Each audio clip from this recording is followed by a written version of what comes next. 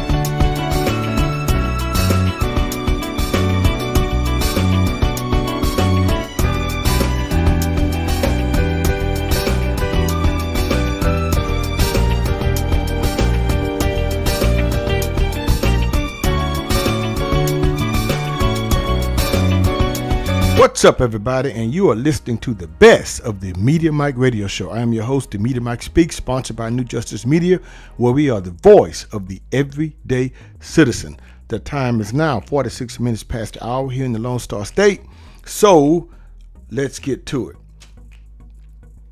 I know a lot of you may not have heard about this. Actually, this is nothing new. Actually, this has been around for a very long time. Now, I first saw this in a movie years ago. Now, I'm not talking about Judge Dredd with Sylvester Stallone. No, and the new Judge Dredd. No. I'm talking about a 1989-90 James Bond movie called License to Kill, starring Timothy Dalton. He played in two James Bond movies, The Living Daylights and License to Kill. I actually thought both of those were very good, and he did a phenomenal job, but apparently they didn't like him as 007. But anyway, in License to Kill, he did have a signature gun. They called it a signature gun back then. We had a rifle, actually, and it was tailored to his palm. Only he could fire it. No one else could. That's the first time I saw this. But now, art imitates life, as you can see, so we are here. And we're in the era of personalized smart guns, which can be fired only by verified users. And they are coming to the United States relatively after 2 decades of manufacturing. Now, I do believe Europe probably had these already, if I'm not mistaken. And you know how, you're dealing with firearms now, and it could put a lot of people out of business. This is technology. Now, let's continue with the story here. You have a company called Lodestar, and they unveiled its 9mm smart handgun for shareholders and investors in Boise, Idaho. And a Kansas company, Smart Guns LLC, says law enforcement agents are testing its product for a simpler model. Because this soon may be available, I do believe, first for law enforcement. They've been talking about this for years. Just in case, you have the holsters that lock, you have a way you have to press down, then they come up. But now they're talking about having these given out to probably military, probably get them first. Then it'll come to, law enforcement, where you can only be fired by the user. Maybe a pretty good thing, especially with young kids getting guns today. Somehow mysteriously getting them and taking them to school and shooting people. But what concerns me, though, when it says users, see, that could be a problem, because then you could make it to where the child can use the firearm, and that may not be good. But let's continue. Both companies hope to have a product commercially available sometime this year. Now, this article actually was written a year or two ago, But it's out there. I'm just surprised they have not advertised this. Lodestar co-founder Garrett Glaser said he was inspired after hearing one too many stories about children shot while playing with an unattended gun. You see, the thing about it is, he said users, it can be programmed. It should not be programmed for certain, I guess the palm print or the chip or whatever, how it's going to be done. But we'll talk about that, in just a moment here. It's just users. It should be tailored to one person, I would say. But I guess, hey, it's technologies. It's technology. So smart guns could stop such tragedies by using technology to authenticate a user's identity and disable the gun should anyone else try to fire it. Yep. They could also reduce suicides, render lost or stolen guns useless, and offer safety for police officers and jail guards who fear gun grabs. Yep. Now I don't know about the suicide, I guess it would be you just grab any gun. Because sometimes people who commit suicide use the gun that they purchased, their own gun. So I don't know. That's kind of sketchy. That's kind of sketchy on that one. So, but the thing is, it stalled. And I'm going to tell you why. Smith & Wesson got hit with a boycott. A German company's product was hacked, and a New Jersey law aimed at promoting smart guns has raised the wrath of defenders of the Second Amendment. See, here you go. See, that was my concern too, the hacking part. You see, when technology, I don't know, this is where you're going to have to put some firewalls, safety protocols in place. So, but I don't understand where, the wrath of defenders of the Second Amendment. To me, this is not infringing on anyone's right to bear arms. It's just the fact that it's your arm, your firearm that you have the right to bear. I'm saying yours and yours only, no one else's. You see, all the way down to the signature palm print, I would say. Now, the cost of this. First-time buyers would retail for $895. So, not bad. First-time buyers, not bad. Now, the test firing of the Lodestar gun before Radar's cameras has not been reported elsewhere. A range officer fired the weapon, a third-generation prototype, in its different settings without issue. Now, Glaser acknowledged there will be additional challenges to large-scale manufacturing, but expressed confidence that after years of trial and error, the technology was advanced enough and the microelectronics inside the gun are well protected. They go on to quote, Glaser says, "We finally feel like we're at the point where let's go public." He says we're there, unquote.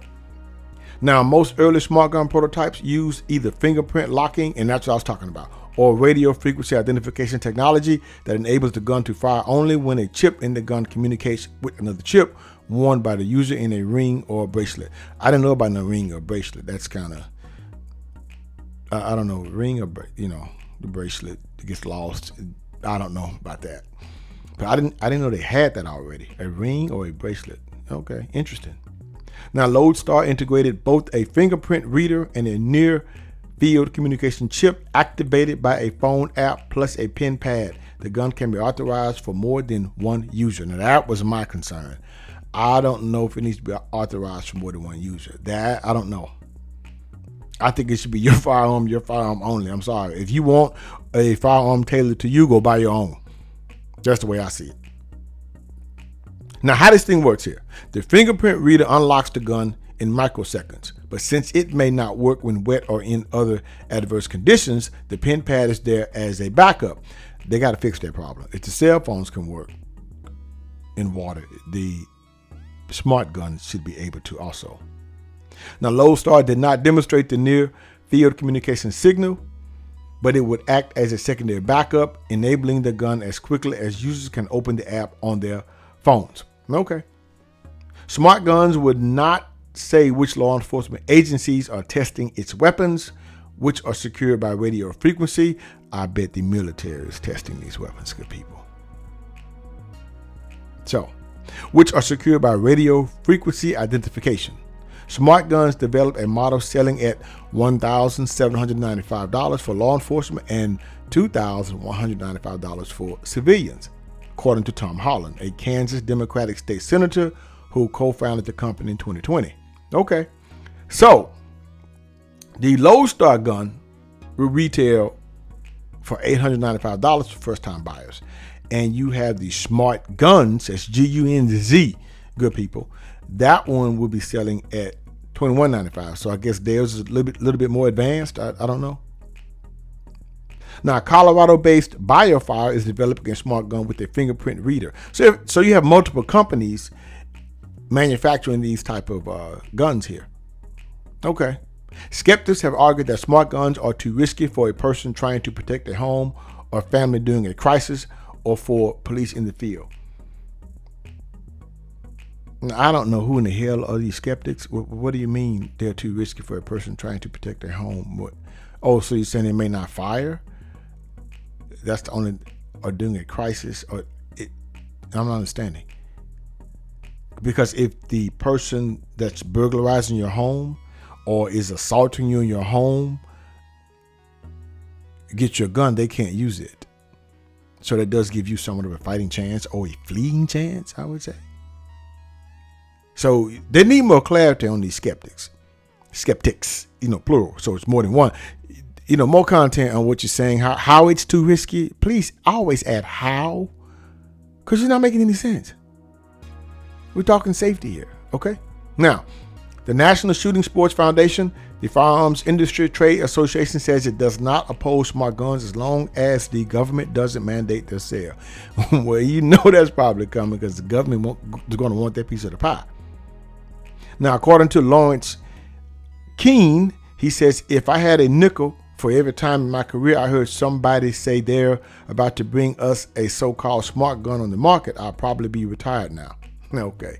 Guns coming to market could trigger a 2019 New Jersey law requiring all gun shops in the state to offer smart guns after they become available. Now, I got to do my research on that. I didn't know that, hey, this was out since 2019 and Jersey has had this.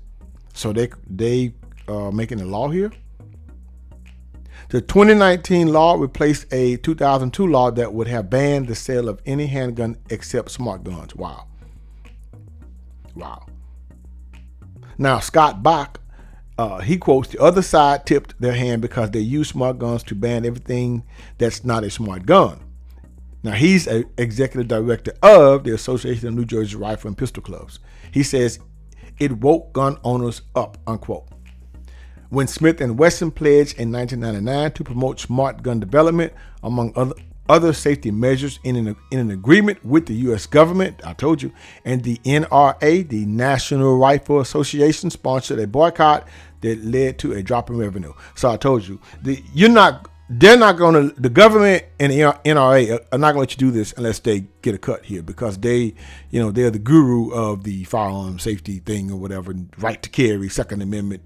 So they're going to know what they're going to get out of it. And I would speculate these are private companies, private firms here, and they're out to make money and also promote gun safety and advanced technology by doing so. So in 2014, German company Armitex put a smart 22 caliber pistol on the market, but it was pulled from stores after hackers discovered a way to remotely jam the gun's radio signals and using magnets fire the gun when it should have been locked. Okay, Armitex, yeah, total recall on that one. Not good. Yeah, so. But anyway, let me know what you think about this, good people. Is this a smarter way to curb gun violence? Is it? Things that make you go, Until next time, this is your guy, Mr. Educator, Mr. Communicator, Mr. Free Thinker. Subscribe, share, and like to keep me rocking on the mic. Have a good night.